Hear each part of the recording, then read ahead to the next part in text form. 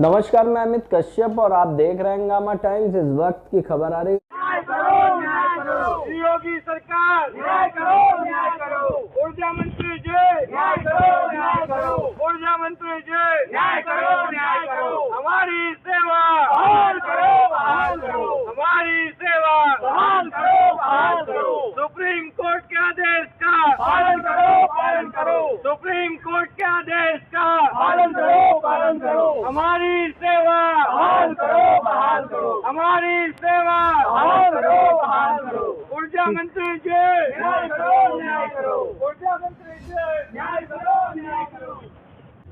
बस आ जाओ। उत्तर प्रदेश में ये तो कई सरकारें आई और गई। सभी के बड़े बड़े वादे थे कि हम आएंगे तो रोजगार देंगे, लेकिन उत्तर प्रदेश की योगी सरकार ने जिस तरह से बड़े बड़े होर्डिंग और पोस्टर लगाकर अपने 4 लाख रोजगार का बखान किया, और धन्यवाद मोदी, वैक्सीन जो प्राकृतिक जो आपदा आई थी, जिस तरह से कोरोना काल में सभी ने अपनों को खोया, वैक्सीन उन्होंने लगवाई, आम जनता को मुफ्त कर दी, तो धन्यवाद के पोस्टर लगे। लेकिन शायद राजधानी लखनऊ के धरना स्थल पर उत्तर प्रदेश के मुख्यमंत्री की नज़र कभी नहीं जाती। 64 दिन बीत चुके हैं। यूपीपीसीएल के TG2 कर्मचारी जो निष्कासित कर दिए गए, जो निकाल दिए गए, जिन्होंने उत्तर प्रदेश के मुख्यमंत्री से लेकर प्रधानमंत्री और यहाँ तक जो आखिरी रास्ता होता है न्यायालय, उसकी शरण में भी गए। न्यायालय ने भी कहा कि विभाग इन पर ध्यान दे और इनको बहाल करे, इनकी नौकरी इन्हें पुनः वापस लौटाए।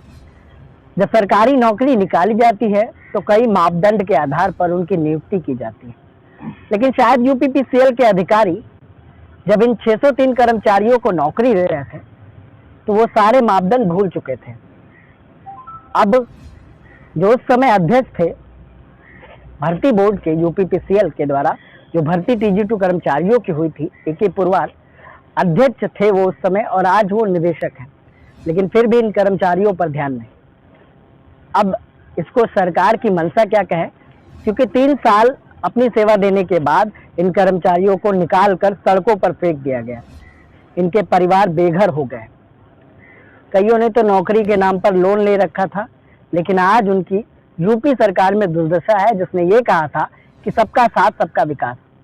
लेकिन इन 603 परिवारों की ओर योगी सरकार का ध्यान आखिर क्यों नहीं जा रहा है। इन्हीं से जानते हैं कि सरकार पर कितना विश्वास बचा है। आने वाला चुनाव है, कई तरह के सम्मेलन किए जा रहे हैं, पिछड़ों के, अगड़ों के और प्रबुद्ध समाज के वोट को बटोरने के लिए बड़े बड़े सम्मेलन किए जा रहे हैं, लेकिन धरना स्थल पर किसी भी जनप्रतिनिधि, किसी भी मंत्री, किसी भी सांसद की नज़र नहीं जाती कि इनकी शुद्ध तक लेनी आए। जब सत्ता में नहीं होते हैं तो इनके घरों तक पहुंचते हैं। सर, क्या कहना चाहेंगे? 64 दिन बीत चुके हैं, सरकार पर कितना विश्वास है? अपनी मांगों के बारे में क्या कहना चाहेंगे योगी जी? जी, विश्वास बनाए हुए हैं तभी धरना दे रहे हैं। सोचे हुए हैं कि आज नहीं, आज 64वां दिन है, अभी तक कोई सुनवाई कोई हमारी हुई नहीं है ठीक से। कोई अधिकारी, कोई मंत्री यहाँ पे मिलने नहीं आया है। अभी इसी वजह से हमने अपनी आवाज़ सरकार तक पहुँचाने के लिए 10 सितंबर को जो है विधानसभा पे भी धरना दिया था, और अगर ज़रूरत पड़ी तो फिर से अपने साथियों का आह्वान करेंगे और शक्ति भवन पे धरना देंगे, शक्ति भवन का घेराव करेंगे। और इसका केवल जो है तात्पर्य इस बात से होगा कि हमारी आवाज़ जो है सरकार तक पहुंच सके। अगर सरकार तक अब तक हमारी आवाज़ नहीं पहुंच पाई है तो, क्योंकि इको गार्डन में रहकर नहीं लगता कि सरकार तक हमारी आवाज़ पहुंच रही है। हम शांतिपूर्ण तरीके से धरना दे रहे हैं। हम नहीं चाहते कि हम कोई उपद्रव करें, ना ही हमने आज तक कोई उपद्रव वाला कार्य किया है। और सरकार उपद्रव करने वालों की सरकार सुन लेती है अक्सर। जी, उपद्रव करने वाले जल्दी हाईलाइट हो जाते हैं जी, तो हो सकता है उनकी बात जो है अधिकतर मामलों में ज़्यादातर सुन ली जाती है। लेकिन हम शांतिपूर्ण तरीके से जो धरना दे रहे हैं, नहीं सुनी जा रही है अभी। हम भी चाह रहे हैं कि केवल सरकार तक आवाज़ पहुंच जाए, सरकार जो है इस मामले की निष्पक्ष तरीके से जांच करा ले। अभी तक जांच नहीं हो पाई है। ऊर्जा मंत्री जी से हमारे साथी मिले थे। आप लोगों के हिसाब से इसमें दोषी कौन है? जी, इसमें जो है कार्मिक प्रबंधक निदेशक हमारे AK पुरवार जी हैं। ये दोषी हैं, और हमारे कुछ और अधिकारी दोषी हैं जो हमारे ही विभाग में, आयोग में हैं, उत्तर प्रदेश पावर कॉर्पोरेशन में। और ये अपने एक कहते हैं ना, पावर के नशे में चूर हैं एक तरीके से। इन्हें पता है कि भाई ये चीज़ गलत है। हाँ, गलत कर दी हमने, होगी, हम ना करते, सही जाओ, जो तुम्हें करना कर लो, कोर्ट चले जाओ, ये इनकी वर्डिंग होती है। अभी जब हमारे साथी पिछली बार मिले थे तो एक ही बात पे हम यहाँ पे और ज़्यादा थोड़ा सा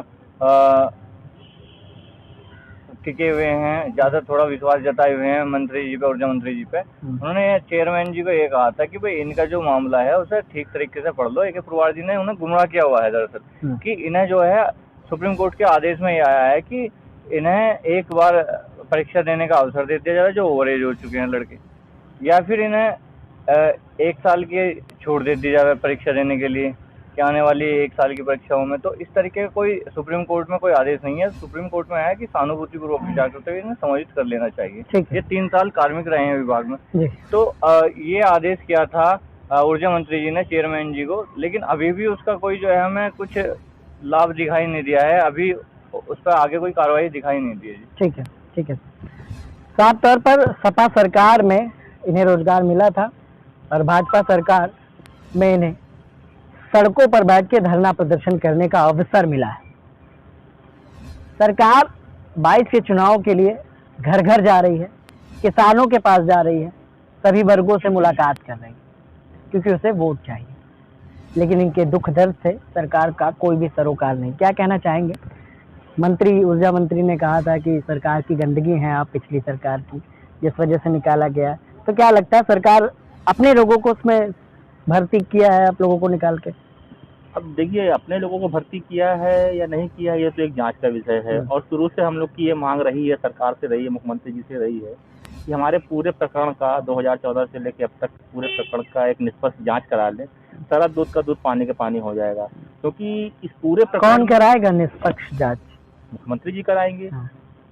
किसी भी जो है स्वतंत्र बॉडी से वो हम जांच करा सकते हैं, निष्पक्ष जांच करा सकते हैं। क्योंकि अगर कारपोरेशन के द्वारा जांच कराते हैं तो जहाँ खुद अधिकारी लिप्त हैं इस कार्य में, तो हमको नहीं लगता कि कारपोरेशन के अधिकारियों द्वारा कोई निष्पक्ष जांच होगी। हमारी शुरू से यही मांग रही है कि मुख्यमंत्री जी किसी जो है निष्पक्ष बॉडी से जो है इसकी जो है जांच कराए। क्या लगता है मुख्यमंत्री जी सुन पा रहे हैं आप लोगों की बातें? मुख्यमंत्री जी कहीं ना कहीं सुन रहे हैं, लेकिन हमको लगता है कहीं ना कहीं वो कुछ समय का इंतजार कर रहे हैं। क्योंकि जब कुछ राजनीतिक फैसले या सरकार में रहते हुए कुछ फैसले लिए जाते हैं तो कुछ राजनीतिक नफा नुकसान को देखते हुए लिए जाते हैं। हो सकता है कि वो कुछ राजनीतिक नफा नुकसान देखते हुए या यूपी में किस जनपद से हैं आप? मैं इलाहाबाद से हूँ। तो इलाहाबाद में चुनाव होगा ना 22 का, मुख्यमंत्री वाला। बिल्कुल। तो विधायक लोग आएंगे ना घरों पर? बिल्कुल आएंगे। पिछली बार आए थे, पिछली बार भी आए थे। तो अभी अपने विधायक को कभी ज्ञापन सौंपा आप लोगों ने? बिल्कुल, हम लोगों ने ज्ञापन सौंपा उनको। बस जितने भी अपने विधायकों के पास या मंत्रियों के पास जाते हैं, हमारे यहाँ के जो है सिद्धार्थ नाथ सिंह जी हैं, हमारे क्षेत्र से जो है विधायक हैं, और नंद गोपाल नंदी जी हैं वहाँ से, तो इन सबके पास भी हम लोग गए थे और हमने ज्ञापन दिया था। उन्होंने हमारी बातें सुनी बस। लेकिन बात वही है कि सारी बातें घूम फिर करके आश्वासन पे आ जाती है। ठीक है, हम देखते हैं, हम बात करेंगे, तुम लोगों के साथ गलत हुआ। तो आज तक यही समझ में नहीं आया। बड़ी विडंबना की बात ये रही कि हर मंत्री, हर विधायक, हर अधिकारी जिसके पास भी हम जाते हैं वो यही कहता है कि गलत हुआ। तो अगर गलत हुआ तो उसको सुधारा कैसे जाएगा? आज तक ये समझ में नहीं आया हमको जो है।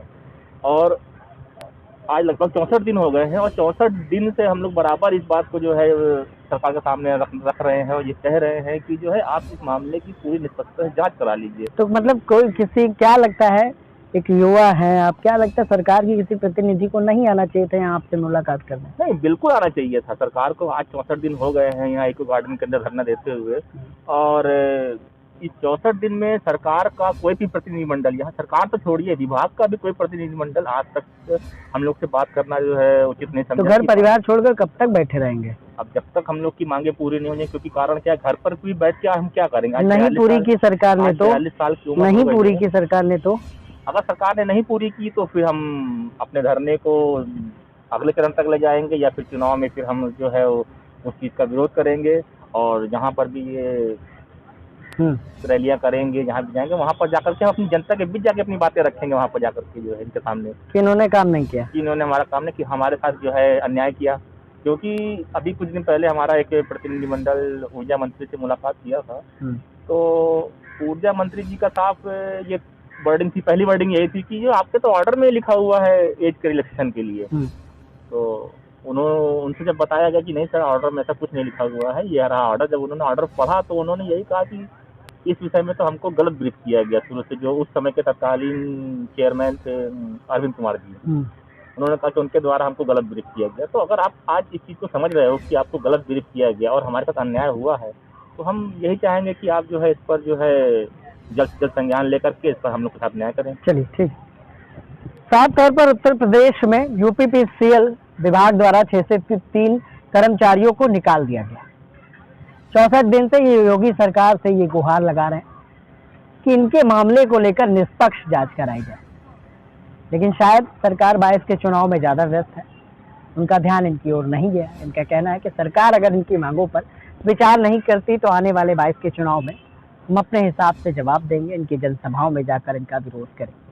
देखने की बात होगी कि उत्तर प्रदेश के मुख्यमंत्री पर अटूट विश्वास जताकर विभाग के दोषी अधिकारियों पर कार्रवाई की मांग ये सभी कर्मचारी कर रहे हैं। 64 दिन से अभी तक कोई भी प्रतिनिधि इनकी सुध लेने नहीं आया। देखने की बात होगी कि 22 में आखिर किसका साथ, किसका विकास TG2 कर्मचारी करेंगे। सहयोगी गिरजेश के साथ मैं विक्रम लखनऊ।